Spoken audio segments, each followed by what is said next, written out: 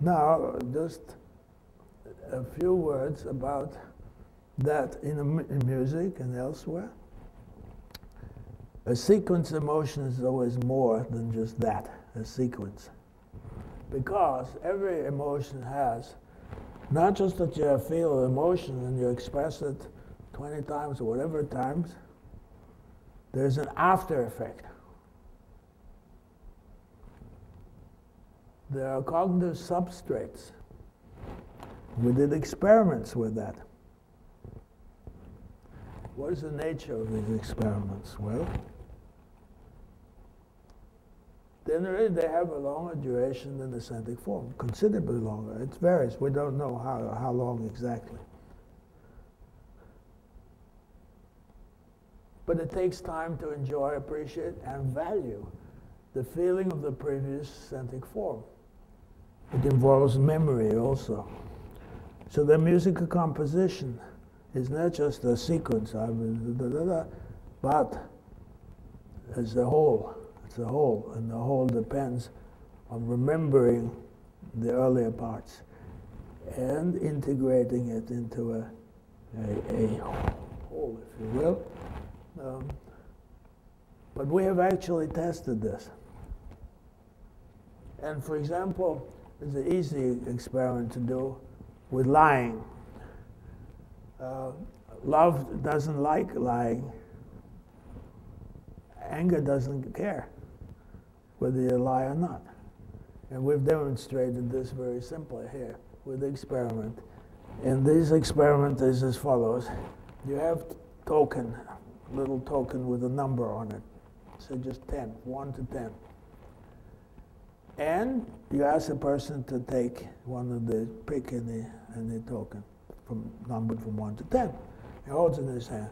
Then he has to express emotions. We ask him to express anger and love, 2 different runs. One love, he does it in the normal way with the same number of expressions and so forth. Then during, as he does it, the experimenter asks him, have you got a 4? Have you got a 7? Have you got a whatever? So he has to answer the two runs. One run he has to always answer yes. The other run he has to always answer no. Well, since he holds a particular number, in one case he lies 9 times out of 10. In the other case, he lies only once, and he speaks the truth 9 times. So you have 2 sets of experiments. Then you tabulate the result. And then when he lies, you find he cannot at the same time express love properly. At that time when he lies, the shape of love is not produced in the same way. You can measure the efficiency. And you say, but when it's anger, it doesn't matter. He can lie as much as he wants to.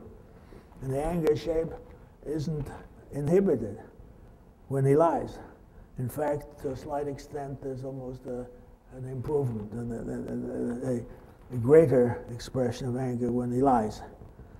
So there's an experiment we did some years ago. It was published.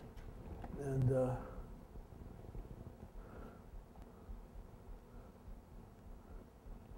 so this is just the general summary of the need for expression with these forms. And you can see that a lot of modern music has, so to speak, forgotten the basis of, in that the biologic basis of expression. And it restricts itself to a narrower range of emotions and has done away with some of the other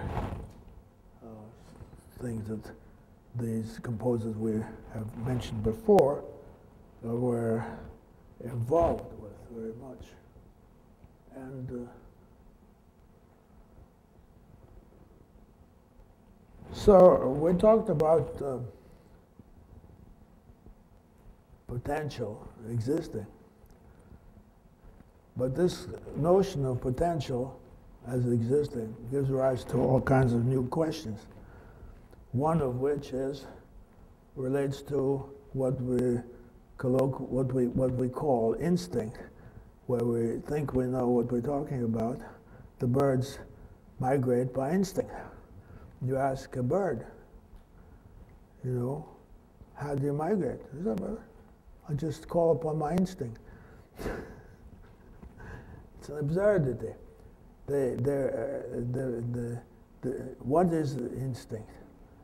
Well, it would seem that there's a manifestation of a whole chain of behavior. I mean, a salmon, for example, is wonderful. It's amazing what they will do. And we have this word, instinct, which just hides our ignorance that we don't know what's going on. We have invented this word, instinct. So I have played a joke on people often. I ask them, what, sir and madam, what is the opposite of instinct? Can any one of you tell me? What is the opposite of instinct? Who said that? Right. Absolutely. You're the first person to say this. Extinct is the word. Anyhow, that's not, I'm just sort of playing with things here. Now, qualia is what we're really talking about. It's a disgrace in science. A disgrace in science that qualia are not really studied properly. Qualia means the experience of the quality of that particular experience, or whether it's, say, a smell or a taste or a color. We don't know which part of the brain does the actual experiencing. I mean, we know, for example, color, there's color cortex, visual cortex, and color goes this and this and this. But then it goes to somewhere else, where you actually see the color of the color. And that is not known. The same thing is true of taste. And of smell. The smell, for example, is very interesting that I haven't followed that very recently, but until about a year or so ago, no one could tell from a brain response where the brain response decision is made, what decides whether it's a good smell or a bad smell.